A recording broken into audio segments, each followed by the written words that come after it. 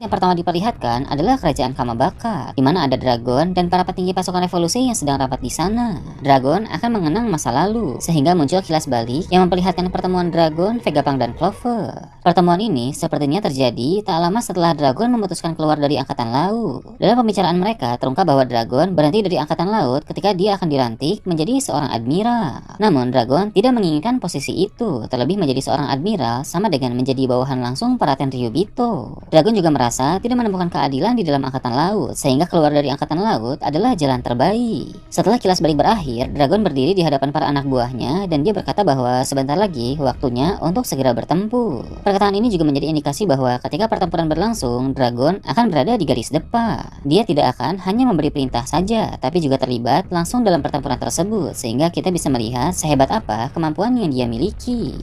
Beralih ke Pulau Hachinosu, di sana akan diperlihatkan Garp masih hidup dan ditahan di salah satu sel. Garp dalam keadaan terluka parah dan dirantai dengan ketat. Selnya juga dijaga oleh Shiryu dan Fuscoshoot. Tentu pihak bajak laut Kurohige punya kekhawatiran ekstra untuk tahanan sekuat Garp. Tak peduli walaupun dia dalam keadaan terluka parah sekalipun. Lalu Kuzan pun datang ke sana. Kemudian dia meminta Shiryu dan Fuscoshoot untuk pergi sebentar karena dia ingin bicara empat mata dengan Garp. Menurut Kuzan, mengingat hubungan mereka pada masa lalu, maka pembicaraan itu mungkin akan sangat emosional sehingga dia pun tidak mau orang lain sampai melihatnya. Fuscoshoot sempat protes, tapi Shiryu membolehkan hal tersebut karena Shiryu tahu tak bagus untuk mencari masalah dengan Kuzan. Apalagi suasana hati dari sang mantan admiral itu kini sedang buruk. Ini menegaskan bahwa level Kuzan di atas para komandan Titan yang lain, sehingga para komandan Titan itu pun tidak mau cari masalah dengan Kuzan. Ketika dua komandan Titan tersebut pergi, Kuzan pun mulai menangis di hadapan Garp. Pertemuan Kuzan dan Garp di sel penjara ini mirip seperti pertemuan Garp dan Ace saat di Impel Down. Mereka sama-sama saling peduli, tapi karena posisi mereka saat ini tidak bisa membuat mereka membantu satu sama lain.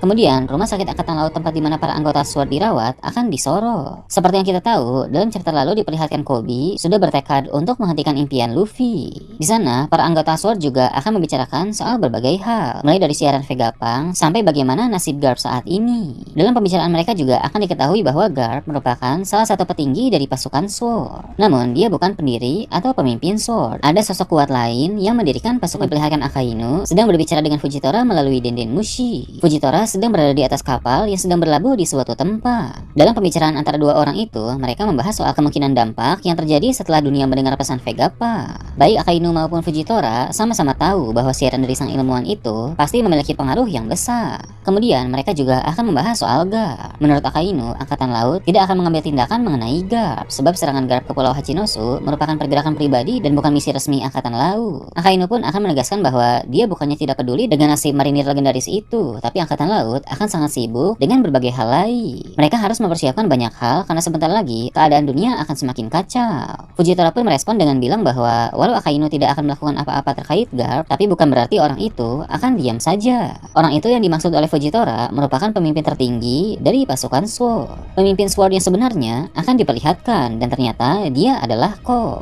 Di dekat pemimpin SWORD itu ada beberapa marinir lain seperti Bogart dan seorang Vice Admiral berbadan besar yang pernah terlihat makan bersama dengan Garp. Sangat menarik untuk melihat seperti apa pergerakan dari SWORD ke depannya nanti dan sehebat apa kemampuan dari pemimpinnya itu. Mereka mungkin akan mulai mengatur rencana untuk mencari tahu nasib pasti dari Garp dan menolongnya dari Pulau Hachinosu. Tentu ini tidak akan mudah dan diperlukan strategi yang sangat matang sebab di Pulau Hachinosu ada banyak sekali bajak laut dan Kurohige dalam chapter lalu pun tampaknya sudah pulang ke markasnya itu. Kemudian cerita akan beralih ke Miss Bakin yang telah berada di atas kapal karena dia kini sudah meninggalkan Pulau Sphinx. Akan muncul kilas balik jawaban dari Marco atas permintaan Miss Bakin dalam chapter 1073 yang lalu. Seperti yang kita tahu, Edward Weevil melindungi warga desa Sphinx dari pasukan Angkatan Laut. Tapi ketika pasukan itu mundur, mereka ternyata memanggil Ryokugyu untuk datang ke sana sehingga terjadi pertarungan antara Weevil melawan Ryokugyu. Hasilnya, Weevil kalah dari sang admiral dengan kekuatan hutan itu dan dia pun dibawa ke penjara Impel Down untuk ditahan di sana. Khawatir akan keadaan dari anaknya itu, Miss Bakin meminta Marco untuk membawa Weevil kembali dengan selamat. Tapi terlihat dalam 2 chapter lalu, Marco masih berada di Pulau Sphinx yang menandakan bahwa dia tidak pergi ke Impel Down. Dalam chapter terbaru ini, jawaban dari Marco pun akan diketahui, yang mana dia bilang sangat sulit untuk menolong seorang tahanan di Impel Down. Namun Marco tetap akan mempertimbangkan hal tersebut, hanya saja dia belum bisa meninggalkan Pulau Sphinx begitu saja, karena cerita soal pasukan Angkatan Laut yang mengusik warga di sana sangat mengkhawatirkan. Marco khawatir hal itu akan terjadi lagi saat dia sedang tidak berada di dengan jawaban Marco. Dia pun berkata bahwa dia akan meminta tolong orang lain saja untuk membawa kembali Weevil dari Impelda. Orang lain yang dia maksud memang belum diketahui siapa, namun berhubung Miss Bakin adalah mantan kru bajak laut Rocks, maka orang yang ingin dia mintai pertolongan bisa jadi adalah salah satu mantan kru bajak laut Rocks yang masih hidup. Menarik untuk mengetahui siapa yang dimaksud oleh Miss Bakin. Dalam saga terakhir ini, memang masih akan ada beberapa mantan kru bajak laut Rocks yang terlibat dalam cerita nanti.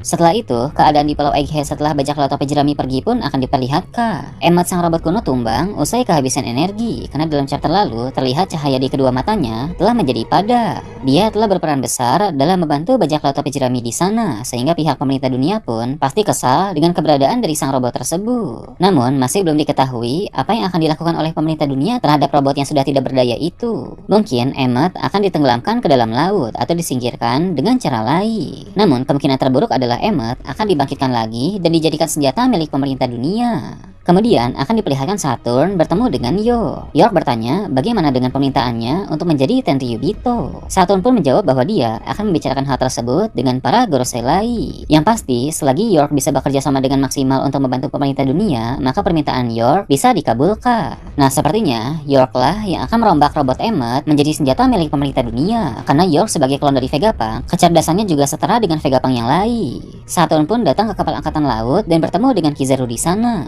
Dia berkata kepada Kizaru, apa yang terjadi di Pulau Egghead merupakan kegagalan besar dan keadaan dunia pasti akan kacau setelah mendengar siaran dari Vegapunk tadi. Maka dari itu, baik pemerintah dunia maupun angkatan laut harus bersiap-siap untuk menangani semua kekacauan yang akan timbul.